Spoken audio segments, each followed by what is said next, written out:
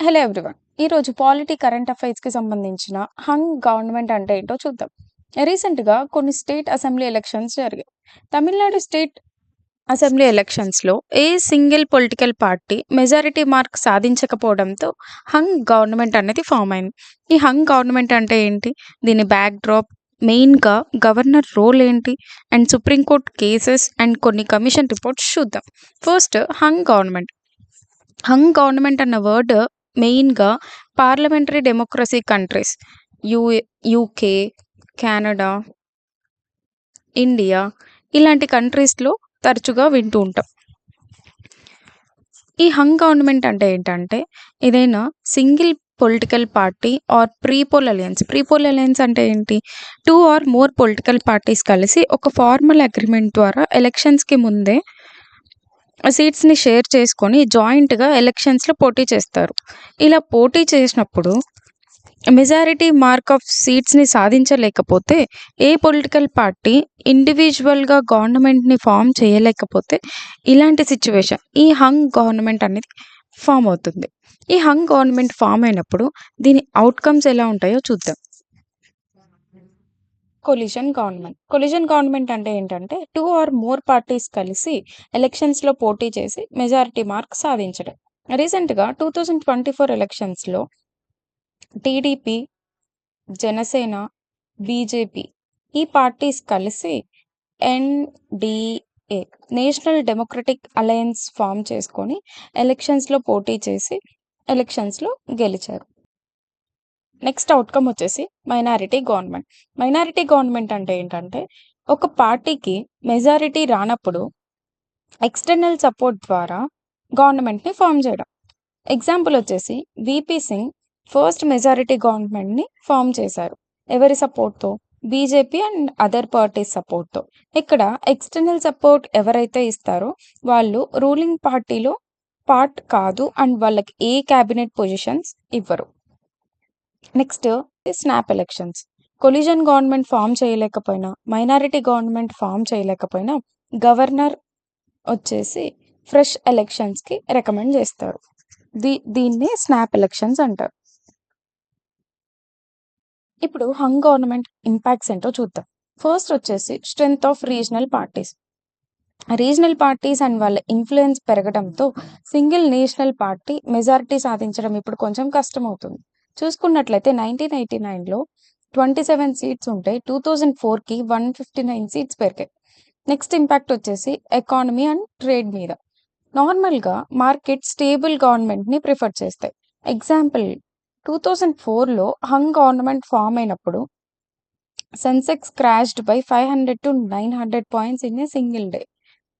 Next impact వచ్చేసి erosion of public confidence.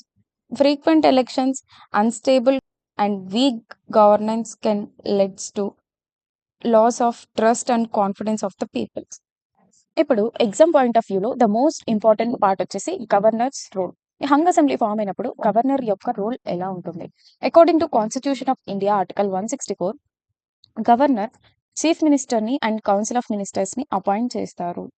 And గవర్నర్కి hung assembly form అయినప్పుడు discretionary powers ఉంటాయి. అండ్ ఆర్టికల్ 163 ప్రకారం governor council of ministers advice తీసుకొని ఆ అడ్వైస్కి తగినట్టు డెసిషన్స్ తీసుకోవాలి. ఆర్టికల్ 163(2). ఏదైనా విషయం గవర్నర్ డిస్క్రిషనరీ పవర్స్ కిందకి వస్తుందా లేదా అనే విషయంపై ఏదైనా డిస్ప్యూట్స్ వస్తే governor decision final and judicial review is restricted. ఇప్పుడు గవర్నర్స్ డిస్క్రిషనరీ పవర్స్ ఏంటో చూద్దాం. ఏ పార్టీ మెజారిటీ మార్క్ క్రాస్ చేయలేకపోతే గవర్నర్ హ్యాస్ డిస్క్రిషనరీ పవర్స్. ఏ ప్రిఫరెన్సెస్తో గవర్నర్ ఒక పార్టీ యొక్క లీడర్ని పిలిచి గవర్నమెంట్ని ఫామ్ చేయమని అడుగుతారు. అండ్ ఆ పర్సన్ గవర్నమెంట్ని ఫామ్ చేసిన తర్వాత 30 days లోపు కాన్ఫిడెన్స్ ఆఫ్ మోషన్ని నిరూపించుకోవాలి. ఇప్పుడు హంగ్ గవర్నమెంట్ ఫామ్ అయినప్పుడు గవర్నర్ చీఫ్ మినిస్టర్ని ఎలా అపాయింట్ చేయాలి అని చెప్పి సర్కారియా అండ్ పుంచి కమిషన్ ఒక రికమెండేషన్ని సిఫార్సు చేస్తుంది. ఈ రికమెండేషన్ ప్రకారం గవర్నర్ ఈ 4 ప్రిఫరెన్సెస్ని బేస్ చేసుకొని సీఎంని అపాయింట్ చేయాలి. సో ఫస్ట్ ప్రిఫరెన్స్ ఏంటో చూద్దాం. Pre poll alliance. 2 లేదా అంతకంటే ఎక్కువ పార్టీస్ ఒక అలయన్స్‌ని ఫార్మ్ చేసుకొని, ఈ అలయన్స్ ఎలక్షన్‌లో పోటీ చేసి మెజారిటీ మార్క్‌ని సాధిస్తే గవర్నర్ ఈ అలయన్స్ ఈ పార్టీని గవర్నమెంట్‌ని ఫార్మ్ చేయడానికి ఇన్వైట్ చేయాలి. Second preference single largest party. Single largest పార్టీని అదర్ పార్టీస్ సపోర్ట్‌ని గెయిన్ చేసుకొని మెజారిటీని చూపించగలిగితే ఆ పార్టీని గవర్నమెంట్‌ని ఫార్మ్ చేయడానికి గవర్నర్ ఇన్వైట్ చేస్తారు. థర్డ్ ప్రిఫరెన్స్ వచ్చేసి పోస్ట్ ఎలక్షన్ కొలిషన్. ఎలక్షన్ తర్వాత కొన్ని పార్టీస్ కలిసి మెజారిటీని నిరూపించుకుంటే ఆ పార్టీని గవర్నమెంట్ ఫార్మ్ చేయడానికి గవర్నర్ ఇన్వైట్ చేయాలి. Last outside support. ఎలక్షన్స్ తర్వాత కొన్ని పార్టీస్ సపోర్ట్ తీసుకొని మెజారిటీను నిరూపించుకుంటే ఆ పొలిటికల్ పార్టీని గవర్నర్ ఇన్వైట్ చేస్తారు. ఈ 4 ప్రిఫరెన్సెస్‌ని బేస్ చేసుకొని, ఈ ఆర్డర్‌ని బేస్ చేసుకొని గవర్నర్ సీఎంని అపాయింట్ చేస్తారు. ఈ కాంబినేషన్స్ ఏవి వర్క్ అవ్వనప్పుడు గవర్నర్ ప్రెసిడెంట్ రూల్‌ని ఇంపోజ్ చేయమని చెప్పి ప్రెసిడెంట్‌కి ఒక రిక్వెస్ట్ లెటర్ అనేది సెండ్ చేస్తారు. ఒకవేళ ప్రెసిడెంట్ దీనికి ఒప్పుకొని ప్రెసిడెంట్ రూల్‌ని ఇంపోజ్ చేస్తే నెక్స్ట్ ఫ్రెష్ ఎలక్షన్స్ వరకు ఈ ప్రెసిడెంట్ రూల్ అనేది ఆ స్టేట్‌లో కంటిన్యూ అవుతుంది. నెక్స్ట్ డిస్క్రిషనరీ పవర్ గవర్నమెంట్‌ని డిస్మిస్ చేయడం.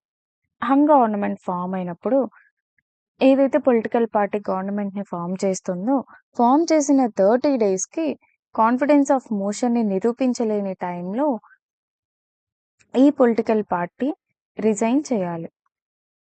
ఒకవేళ రిజైన్ చేయకపోతే గవర్నర్ గవర్నమెంట్‌ని డిస్మిస్ చేయవచ్చు. ఈ డిస్క్రిషనరీ పవర్‌కి సంబంధించి కొన్ని సుప్రీంకోర్టు కేసెస్ చూద్దాం. First and most important SR Bommai versus union of India 1994. దీని బ్యాక్‌డ్రాప్ చూసుకుంటే 1985లో కర్ణాటకలో జనతా పార్టీ ఎలక్షన్స్‌లో విన్ అయ్యి బొంబాయి పార్టీ హెల్ప్‌తో గవర్నమెంట్‌ని ఫార్మ్ చేస్తుంది. Ramakrishna Hegde as chief minister. 1988లో జనతా పార్టీ లోక్‌దల్ పార్టీతో మెర్జ్ అయ్యి జనతాదళ్ పార్టీగా అవతరిస్తుంది. ఇక్కడ ఎస్ఆర్ బొంబాయిని చీఫ్ మినిస్టర్‌గా ఎన్నుకుంటారు. ఇది నచ్చక 20 లెజిస్లేటివ్ మెంబర్స్ పార్టీ నుండి డ్రాప్ అవుతారు. దీంతో మెజారిటీ అన్నది తగ్గిపోతుంది. అప్పుడు ఎస్ఆర్ బొంబాయి వెళ్ళి గవర్నర్‌ని ఫ్లోర్ టెస్ట్‌కి పర్మిషన్ ఇవ్వమని చెప్పి రిక్వెస్ట్ చేస్తారు. బట్ గవర్నర్ దీన్ని అపోజ్ చేస్తూ ప్రెసిడెంట్‌కి ప్రెసిడెన్షియల్ రూల్ విధించమని చెప్పి ఒక రిక్వెస్ట్ లెటర్ రాస్తారు. అప్పుడు ప్రెసిడెన్షియల్ రూల్ అన్నది కర్ణాటకలో ఇంప్లిమెంట్ అయింది. దీన్ని సవాల్ చేస్తూ ఎస్ఆర్ బొంబాయి హైకోర్టులో కేసు వేస్తారు. అక్కడ హైకోర్టు దీన్ని కొట్టేస్తుంది. నెక్స్ట్ సుప్రీంకోర్టుని రిక్వెస్ట్ చేయగా సుప్రీంకోర్టు ఒక సెన్సేషనల్ జడ్జిమెంట్ అనేది ఇస్తుంది.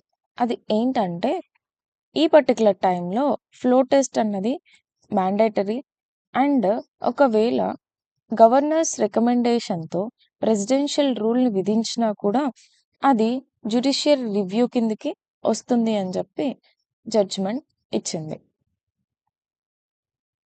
Next Rameshwar Prasad versus union of India 2006. బీహార్‌లో హంగ్ అసెంబ్లీ ఫామ్ అయినప్పుడు అక్కడ గవర్నర్ హౌస్‌ని డిజాల్వ్ చేస్తూ ఏ పార్టీని గవర్నమెంట్ ఫామ్ చేయనివ్వలేదు. అప్పుడు సుప్రీంకోర్టు గవర్నర్ రిపోర్ట్ చాలా మిస్‌లీడింగ్‌గా ఉంది అని, dissolving the assembly was void అని అండ్ ఇల్లీగల్ అని పేర్కొంది. Next criticism of governor's discretionary powers. First political bias. Since గవర్నమె గవర్నర్‌ని సెంట్రల్ గవర్నమెంట్ అపాయింట్ చేస్తుంది కాబట్టి, ఇలాంటి స్టేట్ లెవెల్ డిస్ప్యూట్స్ వచ్చినప్పుడు సెంట్రల్‌లో రూలింగ్ పార్టీకి గవర్నర్ డిస్క్రిషనరీ పవర్స్ అన్నవి ఫేవర్‌గా పనిచేస్తాయి అని చెప్పి ఒక క్రిటిసిజం ఉంది. Next lack of accountability. గవర్నర్‌ని ప్రజలు ఎన్నుకోరు కాబట్టి గవర్నర్ యొక్క అకౌంటబిలిటీ జవాబుదారీతనం అండ్ ట్రాన్స్‌పరెన్సీ పారదర్శకత ఉండకపోవచ్చు అని చెప్పి అన another criticism. Interference in state autonomy. Governor తన డిస్క్రిషనరీ పవర్స్‌ని ఎక్కువగా యూజ్ చేయడం ద్వారా ఫెడరల్ స్ట్రక్చర్ ఆఫ్ ద కాన్స్టిట్యూషన్‌ని బలహీనపరచడం అవుతుంది.